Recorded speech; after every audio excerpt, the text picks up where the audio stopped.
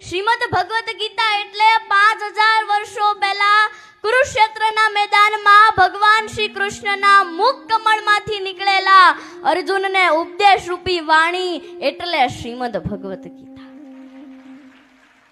શ્રીમદ ભગવત ગીતામાં 18 અધ્યાય 700 શ્લોક છે, આપણને ખબર છે.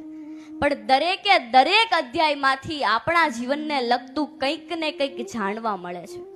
જેમ કે બીજા અધ્યાયના 47માં શ્લોકમાં કહ્યું છે, કર્મણ્યવાધિકારસ્તે મા ફલેષુ કદાચન મા કર્મ ફલ હેતુર્ભુર માતે સંગત કરવાણી.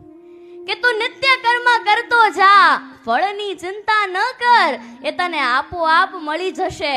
કર્મ એ જ કામધેનુ અને પ્રાર્થના એ જ પારસ મળી છે. અર્થાત પરિવર્તન એ જ સમાજનો નિયમ છે.